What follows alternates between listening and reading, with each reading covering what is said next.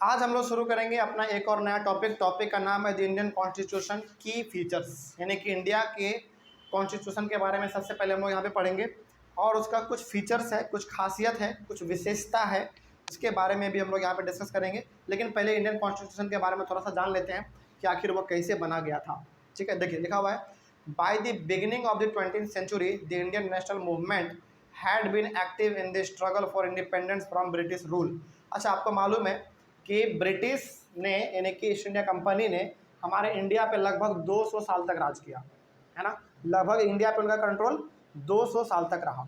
लेकिन 20th century के beginning में, 20th सेंचुरी का मतलब है 1900 से लेकर 1900 1 2 3 4 इस प्रकार का, तो 1900 से लेकर उस समय पे हमारे भारत में क्या हो चुका था, धीरे धीरे हम अंग्रेज़ों के खिलाफ हम लोग प्रोटेस्ट करना शुरू कर चुके थे।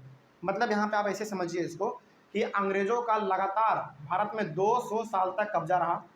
हम लोग उसके हर एक प्रकार के टॉर्चर को सहते चले गए। लेकिन एक समय ऐसा आया जब हम लोगों का बर्दाश्त जो है ना, अब धीरे धीरे क्या हो रहा था, सर के ऊपर से जा रहा था। मतलब कि अब हम लोगों को लग रहा था कि और ज़्यादा हम इसके अंडर में नहीं रह सकते हैं, क्योंकि वो लोग अपना टॉर्चर जो है ना धीरे धीरे बढ़ाता जा रहा था। तो हम लोग उनके खिलाफ बहुत ज़्यादा एक्टिव कब हुए, नहीं 20th सेंचुरी में, यानी कि 1900 से लेकर 1900 1 2 3 4 में हम लोग एक्टिव हो गए। मतलब हम लोगों को अभी समझ में आ चुका था कि ब्रिटिश को इंडिया से अब भगा ही देना है। ठीक है, हम लोग वहाँ पे समझ चुके थे। ठीक है, आगे बढ़ते हैं फिर। अच्छा, इंडियन नेशनल मूवमेंट का मतलब मालूम क्या होता है? इंडियन नेशनल मूवमेंट का मतलब है कि अंग्रेज़ों को भगाने के लिए ना हम लोग ने इंडिया में बहुत अलग अलग प्रकार के मूवमेंट किए थे, आंदोलन किए थे। जैसे एग्जाम्पल के तौर पर हम आपको बताते हैं, नॉन कॉपरेशन मूवमेंट, सत्याग्रह मूवमेंट, सिविल डिसोबीडियंस मूवमेंट, ये अलग अलग प्रकार के मूवमेंट के नाम है ना। वो आपको क्लास 10th में पढ़ने को मिलेगा। चैप्टर है नेशनलिज्म इन इंडिया हिस्ट्री में, वो उसमें आपको मिलेगा।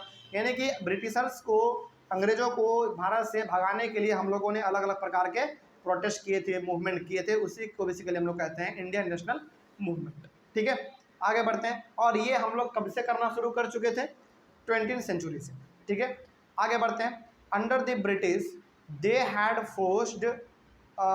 been forced to obey rules। ये देखो, अब ना ब्रिटिशर्स जो है ना बेसिकली इंडिया में जब वो रूल करते थे तो अपने फ़ायदे के लिए वो अलग अलग प्रकार के नियम कानून निकालते रहते थे, और उस नियम कानून से इंडियंस को फ़ायदा बिल्कुल भी नहीं होता था, बल्कि ब्रिटिशर्स को ही फ़ायदा होता था, है ना। और जैसे मान लीजिए, सपोज कीजिए कि ब्रिटिशर्स ने ये निकाल दिया कि हर एक आदमी को टैक्स देना है, तो बताओ इससे फ़ायदा किसको है? किसानों को फ़ायदा है या अंग्रेज़ों को फ़ायदा है? अंग्रेज को फायदा है। यानी कि ब्रिटिशर्स जो है इंडिया में अलग अलग समय पर अलग अलग प्रकार के नियम कानून निकालते रहते थे, और जो नहीं मानता था उसको मारते पीटते भी थे। ठीक है, यानी कि वो ज़बरदस्ती हम लोगों से जो है ना पालन करवाता था। ठीक है, आगे, Indians wanted that India should be a democracy in which everyone should be treated equally and be allowed to participate in government। और इंडिया के लोगों का उस समय पे क्या मानना था? इंडिया के लोगों का उस समय पे मानना ये था कि यहाँ से अंग्रेज़ पहला बात तो भाग जाए, और दूसरा बात, अंग्रेज़ को भगाने के बाद यहाँ पे कैसा सिस्टम आए? डेमोक्रेसी वाला सिस्टम आए। यानी कि यहाँ पे लोगों को पूरा का पूरा राइट दे दिया जाएगा, वोटिंग राइट। इसका मतलब ये होगा कि भाई तुम अपना वोट दे के अपने लीडर को चूज करो, जो कि आपके ऊपर रूल करेगा, आपके लिए काम करेगा, है ना। तो इंडिया के लोगों को उसी समय लग गया था कि अंग्रेज़ों को सबसे पहले यहाँ से भगाना है, और दूसरा इंडिया में डेमोक्रेसी इस्टेब्लिश करना है। ठीक है, ये उनको उस समय पे लग गया था। आगे बढ़ते हैं। The Indian constitution was not written by one person but by a group of around 300 people who became member of the constituent assembly in 1946। अब जरा समझिए ध्यान से, यहाँ पे क्या कहा जा रहा है? यहाँ पे कहा यह जा रहा है कि इंडिया का जो कॉन्स्टिट्यूशन है ना, वो किसी एक आदमी के द्वारा नहीं लिखा गया है। तो इसका मतलब आपको कन्फ्यूजन हो गया होगा कि सर आपने बताया था पहले वाले क्लास में कि इंडिया के कॉन्स्टिट्यूशन का जो फादर है, हम लोग किसको कहते हैं? भीमराव अम्बेडकर को कहते हैं। जरा इसके पीछे का लॉजिक समझिए ध्यान से। हम लोग अपने इंडियन कॉन्स्टिट्यूशन का जो फादर है उसको डॉक्टर भीमराव अम्बेडकर को कहते हैं। इसका मतलब ये नहीं है कि डॉक्टर भीमराव अम्बेडकर ने ही मिल के पूरा संविधान लिख दिया, पूरा कॉन्स्टिट्यूशन लिख दिया, ये इसका मतलब नहीं है। बल्कि इनका मतलब ये है कि सबसे ज़्यादा रोल जो था ना इंडिया के कॉन्स्टिट्यूशन को लिखने का, वो सबसे ज़्यादा रोल किसका था? भीमराव अम्बेडकर का। इसीलिए हम लोग कह देते हैं father of Indian constitution Bhimrao Ambedkar है। ठीक है। तो याद रखिएगा कि भारत के कॉन्स्टिट्यूशन को लिखने में किसी एक आदमी का हाथ नहीं था, बल्कि 300 आदमी का हाथ था। बात समझ में आ रही है? 300 आदमी का हाथ था। लेकिन इन तीनों में से सबसे हेड कौन थे? डॉक्टर भीमराव अंबेडकर। इसीलिए हम लोग कह देते हैं कि डॉक्टर भीमराव अंबेडकर जो थे वो इंडियन कॉन्स्टिट्यूशन के फादर हैं। ठीक है। और ये तीनों 300 के 300 मेंबर जाके किसके मेंबर बनते हैं? कॉन्स्टिट्यूएंट असेंबली के। मतलब कि बाद में भारत में जो है ना, बेसिकली एक तरीके से आप कह सकते हैं कि ये लोगों का इलेक्शन होता है और इलेक्शन के बाद ये सभी लोग जीतते हैं। उसके बाद ये 300 लोग मिल के इंडिया के कॉन्स्टिट्यूशन को बनाते हैं। ठीक है। आगे, they meet periodically for the next 3 years to write India's constitution. सोचो, लगातार ये 300 मेंबर जो है ना, लगातार 3 साल तक आपस में मिलते रहे, डिस्कस करते रहे कि हमारे भारत का संविधान, यानी कि कॉन्स्टिट्यूशन को हम लोग हिंदी में संविधान कहते हैं। और ये 300 आदमी जो है ना, लगातार डेली मिलते थे और डिस्कस करते थे कि हमारे कॉन्स्टिट्यूशन में क्या क्या लिखना है। और इस तरीके से कॉन्स्टिट्यूशन को डिजाइन किया गया कि वो कॉन्स्टिट्यूशन आज भी हमारे भारत में चल रहा है। ठीक है। तो याद रखिएगा कि भारत के संविधान को लिखने में, यानी कि भारत के कॉन्स्टिट्यूशन को लिखने में 300 आदमी का हाथ था। और कितना समय लगा? लगभग 3 साल लग गया। 2 साल की 12 महीना। हाँ, लगभग 3 साल मान के आप कैसे चल सकते हैं, यानी कि लगभग 3 साल जो है ना भारत के संविधान को लिखने में टाइम लगा था। ठीक है। आगे बढ़ते हैं। These members of the constituent assembly had huge task. और ये जो सारे के सारे लोग थे 300, इनको बहुत बड़ा क्या मिल चुका था? टास्क मिल चुका था। यानी कि भारत के संविधान को लिखने का जो काम था, ये छोटा मोटा काम नहीं था, बहुत बड़ा काम था। क्यों भाई बड़ा काम था? क्योंकि इन लोगों को ऐसा संविधान लिखना था, ऐसा कॉन्स्टिट्यूशन लिखना था जिसके कारण भारत में क्या बना रहे? शांति बना रहे, सभी लोग मिलजुल के रहे, हिंदू मुस्लिम सिख ईसाई जो भी है, मतलब सब आपस में मिलजुल के रहे। तो हर एक प्रकार के लोग आपस में मिलजुल के रहे। इस चीज़ के लिए इनको बहुत ही बड़ा टास्क मिल चुका था। ठीक है। आगे बढ़ते हैं। The country was made up of different communities who spoke different languages, belong to different religions and had different cultures. और आपको भारत में मालूम है अलग अलग प्रकार के रिलीजन है, हिंदू है, मुस्लिम है, सिख है, ईसाई है, जैन है, बुद्धिज़्म है। ये सब के सब क्या है? हमारे बेसिकली अलग अलग रिलीजन है, अलग अलग प्रकार के लैंग्वेज बोले जाते हैं, अलग अलग प्रकार का उनका कल्चर है, फेस्टिवल सब लोग अपना अपना अलग अलग बनाते हैं। यानी कि इतना ज़्यादा डाइवर्सिटी है इंडिया में, संविधान लिखना कोई आम बात नहीं था, बहुत बड़ा बात था संविधान को लिखना। लेकिन इन सभी ने मिलके एक ऐसे भारत के संविधान को लिखा, एक ऐसे कॉन्स्टिट्यूशन को तैयार किया जो कि हर किसी को पसंद आया, है ना। आगे बढ़ते हैं फिर।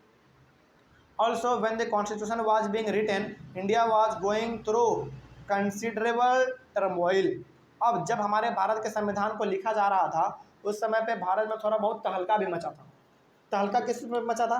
तहलका इस रूप में मचा था कि उसी समय पे इंडिया और पाकिस्तान का बंटवारा हो गया था। और इंडिया और पाकिस्तान का जब बंटवारा हुआ था तो हजारों हजार आदमी मारे गए थे, जान से मारे गए थे। इंडिया वाला पाकिस्तान वाले को मारता था, पाकिस्तान वाला इंडिया को मारता था। बात समझ आ रही है? ये चीज़ उस समय पे हुआ था। The partition of the country into India and Pakistan, उस समय पे इंडिया और पाकिस्तान का ही बंटवारा हो चुका था। ठीक है। तो जरा आप सोचो, समझना जरा ध्यान से कि उस समय पे पाकिस्तान जो है ना वो इंडिया का ही हिस्सा हुआ करता था। ठीक है। जब पाकिस्तान इंडिया का हिस्सा हुआ करता था और उसी समय पे कॉन्स्टिट्यूशन भी लिखना है, तो अब कैसे लिखा जाए कॉन्स्टिट्यूशन? क्या भारत के संविधान में पाकिस्तान को भी इंक्लूड किया जाएगा?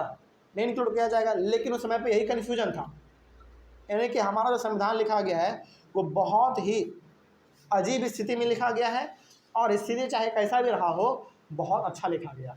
ठीक है। आगे देखो फिर क्या है।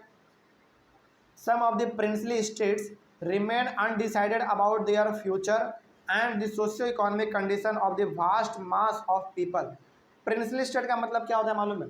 प्रिंसली स्टेट का मतलब उस समय पे ये था, वैसे स्टेट जिसके ऊपर अंग्रेजों का कब्जा नहीं था, बल्कि फिर उसके ऊपर कब्जा किसका था? छोटे मोटे राजा का। तो वो जो प्रिंसली स्टेट थे वो इंडिया में ही रहेंगे या फिर पाकिस्तान में चले जाएंगे, ये डिसाइड नहीं हो पा रहा था। अब जब ये डिसाइड नहीं हो पा रहा था तो संविधान लिखने में क्या आ रहा था? दिक्कत आ रहा था। यानी कि डिसाइड ही नहीं था कि ये स्टेट हमारा इंडिया में जाएगा या पाकिस्तान में जाएगा, डिसाइड ही नहीं हो पा रहा था। इसीलिए भारत के संविधान को लिखने में 3 साल लग गया। और समझ आ रही है? तो बहुत लंबा कहानी इसके पीछे है। आपके क्लास 8 में तो बहुत कम बताया गया इसके बारे में, बहुत लंबा कहानी है। यानी कि लाखों लोग मारे जा रहे थे, सैकड़ों लोग इधर से उधर हो रहे थे, कोई इंडिया से पाकिस्तान जा रहा था, कोई पाकिस्तान से इंडिया आ रहा था, है ना। और जो प्रिंसली स्टेट थे जो कि अंग्रेजों के कब्जे में नहीं था, बल्कि वहाँ पे छोटे मोटे राजा रूल करते थे, वो भी डिसाइड नहीं हो पा रहा था कि ये पाकिस्तान की तरफ जाएगा या फिर इंडिया की तरफ जाएगा, तो डिसाइड ही नहीं हो पा रहा था। तो जब डिसाइड नहीं हो पा रहा था तो इंडिया का संविधान भी एक तरीके से वहाँ पे कुछ समय के लिए रुक गया था, लिखा ही नहीं पा रहा था, डिसाइड ही नहीं हो रहा था कि आखिर इसमें लिखे क्या, इंक्लूड क्या करें इसमें। लेकिन फाइनली जाके 3 साल उनको लिखने में टाइम लगा और जाके फिर हमारे भारत का एक नया संविधान बना। ठीक है, आगे all of these issues played on the minds of the member of the Constituent Assembly when they drafted the Constitution। और ये सारा का सारा घटना जो है उन सभी लोगों के दिमाग में था जो कि वो कॉन्स्टिट्यूशन लिख रहे थे, यानी कि जो 300 आदमी था उन सब के दिमाग में था कि किस प्रकार से भारत के संविधान को लिखना है। बात सुन रही है। और इसके बावजूद भी, इतना मार काट ढार होने के बावजूद भी भारत के संविधान को लिखा गया, तैयार किया गया और उसको फिर बाद में लागू भी किया गया, और उसी संविधान को हम लोग आज भी फॉलो करते हैं। ठीक है, याद रखिएगा, कॉन्स्टिट्यूशन को हिंदी में हम लोग संविधान कहते हैं, कोई दिक्कत नहीं इसमें। चलिए, तो ये वाला टॉपिक भी हमारा यहाँ पे ख़त्म होता है। लेकिन इसका जो की फीचर्स है, यानी कि इंडियन कॉन्स्टिट्यूशन का कुछ अहम खासियत है, बहुत अच्छा इसके बारे में बात कही गई है, वो हम लोग अपने अगले वाले क्लास से शुरू करेंगे। लेकिन यहाँ तक तो कोई दिक्कत नहीं। चलिए, मिलते हैं अगले वाले क्लास में। Thank you very much.